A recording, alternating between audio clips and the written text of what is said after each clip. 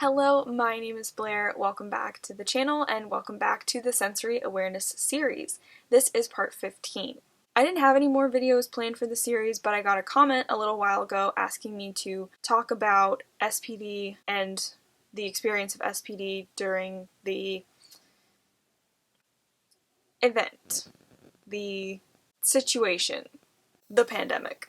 So I think I'm just gonna kind of go along the timeline of events during the pandemic and talk about how each of those things affected me and how they might affect someone with SPD during this time.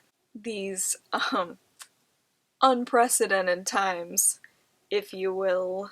So the number one thing that I put down to talk about as I subtly glance over to my computer screen is the sudden schedule change. Now, a lot of neurodivergent people depend on consistency in their routines. I am one of those people. My work environment at the time when COVID first started was really high stress for many different reasons. So when the school was shut down that I was working at, I felt a lot of relief because I wasn't having to put myself in a painful situation every day, but then I also felt discombobulated just because of the loss of structure, and I think everybody felt this way. I kind of felt like a state of suspended animation, to be honest. I did get used to it pretty quickly. What I didn't get used to was the working from home that my employers came up with. They had us reading articles and then filling out a Google form about them, and we had to do that like a couple of those a day, so that would be like our working for the day. I can't tell you how many times I forgot to do it, and I'm really curious to know if some neurotypical people are this way or if this is just a neurodivergent thing, so please tell me in the comments if you are neurotypical or neurodivergent, and do you need the spaces in your life with different functions to be separate? And I'm not talking about separate rooms in one house, I'm talking about entirely geographically distinct locations. Because when I'm at home, I'm not thinking about work because my home is not my workplace. It's kind of like if you went to college and you went home for Christmas break and you were like, oh, I'm gonna get the jump on my work, I'm gonna figure out my schedule, I'm gonna do all these things, and then the whole Christmas break you just don't do anything because you're not in your workspace, so you're not in your work mindset. That's what I experienced. So I'm really curious to know if other people experience this too. And this leads right into the next thing, which is quarantine. Once I got used to it, I had no problems with quarantine. Going out in the world is pretty stressful for me, so not having any opportunity to do that was not hugely different from the way that I already lived my life. My second job, which is now my primary job, is in telecommunications. I'm a sign language interpreter for video relay service, so that is considered an essential job, and so I did have a little bit of that structure in my life through that. Not a whole lot about my life changed. I love being at home. I love doing nothing. I love forgetting to read my WikiHow article and fill out my Google form about it. Just as a quick side note, I have been seeing so many memes and little statements online about how I don't have any social skills anymore since quarantine. I feel like I'm just pretending to know what to do when I'm interacting with another person. And I'm like, how's it feel now, neurotypical? Just kidding. I hate masking. I don't wish it on anybody, but it's just a little bit ironic. Now, the third and fourth things I have to talk about kind of go together, so I'll start with the first one, which is masks. Now, this is the can of worms that is everybody's opinion about masks.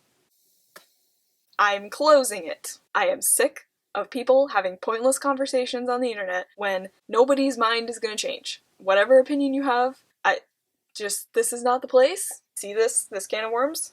I'm gonna put it right here, and you can open it some other time. Right now, I'm talking about masks from a sensory perspective only. And from a sensory perspective only, they're pretty bad. Wearing a mask is not fun for me. One of the worst things for me was when I was in a hot building. My hot breath would just be like like trapped here. Wearing it at school for 7 hours was pretty awful. And I know there are certain careers, like being a surgeon, you know, a cosmetic surgeon or something, where you're doing surgery for like 12 plus hours and you have to wear a mask the whole time. Like, I don't understand how these people don't have brain rot, because I felt like I had brain rot after wearing a mask for only 7 hours. So, yeah, really, really not fun. I also wanted to use the mask example to bring up a really pervasive misconception about sensory issues, and that is that neurodivergent people can be desensitized over time to their sensory triggers. It is true that sensory triggers can change over time, but it's difficult, if not impossible, to intentionally induce that effect. And what often looks like desensitization is really just the person learning to mask, if you will. So from the start of the pandemic, my tolerance for wearing a mask has not gone up. It's gone down significantly. I just wanted to mention that because I think it could be a helpful example, because people will try to desensitize kids with SPD from things, and it's not going to work. It's only going to hurt them and frustrate you. So the fourth thing I want to talk about is social distancing. And I'll just say it. I love social distancing. I do not like people who breathe down my neck in the Target checkout line because they think it will make the line move faster. So I really enjoy the fact that there are now little stickers on the floor to remind people to stay out of people's personal space. My gosh. Really though, crowds and being in close proximity to people can be very triggering for people with anxiety, people with PTSD, neurodivergent people, people who are all of the above. People breathe, people smack their gum, people make noises, people smell sometimes, and it's just a lot easier for me, personally, to be in spaces where there's just, you know, there's just a little distance, just a little 6 feet. Stay away from me, please. I think people sometimes really just get caught up in what they're doing and they forget to be cognizant of other people. So I think going forward, it could actually be really useful to just keep those little stickers on the floor, just to remind people not everybody wants you close to them. There are a lot of reasons why someone would want to have their personal space. Also, in terms of public health, you know, probably a good idea, at least, you know, during sick season, we could be more stringent about it, to just remind people, don't stand near someone if you're feeling sick. I mean, preferably don't go places at all if you're feeling sick. I think that's another big lesson that we're learning from this, is that you shouldn't go to work sick. Employers, don't make people come to work sick. That was an aside, but yeah, social distancing, I think it's good. I enjoy it. Thumbs up for me. And now we're getting into the more abstract side of things. And the next thing I want to talk about is ableism. Ableism is obviously the discrimination against disabled people. And whoo boy, there was lots of that during this pandemic. Lots of people really revealed that they do not care about the lives of disabled people, saying things like, oh, you don't have to worry about COVID, you don't have to take any precautions if you don't have any underlying conditions, disregarding the fact that 1 in 4 Americans have some kind of disability. And it was just startling to me to see so many people completely ignore that. Like I was saying before, so many neurotypical people are now saying how they hate, you know, pretending to follow social rules when they feel on the inside like they have forgotten them or don't know them. And it's like, this is my life as a neurodivergent person. Now that it's a problem for you, that's when you start to care. So many people were writing think pieces about the effects of quarantine on mental health, and it's like, do you know how many disabled people have to live in quarantine because our society is so inaccessible? None of the things that abled and neurotypical people had to do, none of that was strange to us. And to see all these things, all these accommodations that disabled and neurodivergent people have been requesting for so long, as soon as abled people needed it, immediately, we'll figure it out. It'll be messy, there'll be trial and error, we'll get used to having meetings on Zoom, but we'll figure it out. And even things like movies released directly to live streaming and live streamed concerts, things like conferences and seminars, disabled people are able to go now. And I worry that all of these people who are just experiencing these inconveniences for the first time are going to claw their way back to normal and forget about how it felt to live like a disabled person for just a little while. And I'm not claiming to speak for the larger disability community. I have a video about if SPD is a disability or not, and I'm still kind of turning that over in my head. But I think it's really worth noting because neurodivergent people and disabled people oftentimes need the same accommodations or similar ones. So I think there's overlap between, for example, someone with a disability who needs to work from home and a neurodivergent person, for example, an autistic person who has sensory needs that make it difficult to leave the house a lot. In those situations, working from home is a reasonable accommodation for both. So that's why I bring this up. I actually had an experience with someone or a group of people being so obsessed with normal that they left people behind in the process, disabled and neurodivergent people specifically.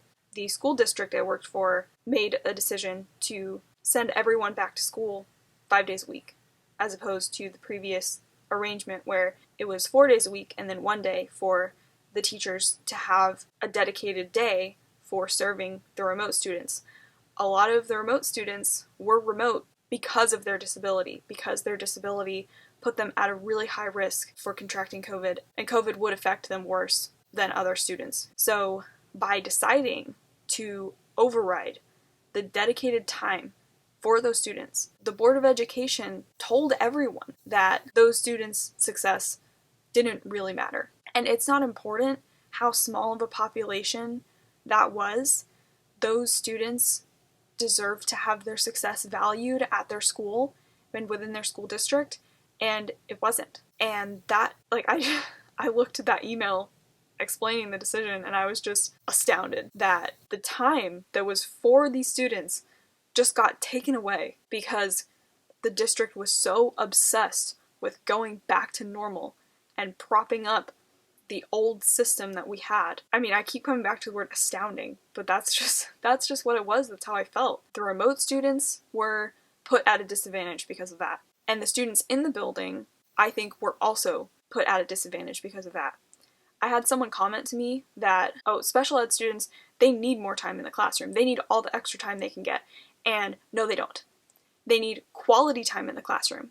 And when they are overtired, exhausted, on sensory overload, that is not quality time in the classroom. And I think 4 days a week was actually the perfect amount of time for a lot of our kids. I still call them our kids, even though I don't work at the school anymore. I really love every single one of those kids. I would do anything for them. I really want to talk about how and why it's really difficult for neurodivergent people to work in special ed, because those kids need that representation of their own experiences in their authority figures, but it's really hard for us to have those types of jobs. I feel like this video is probably already getting long, so I'm just going to save that for another day though. That situation was so disheartening to me because everybody suffered.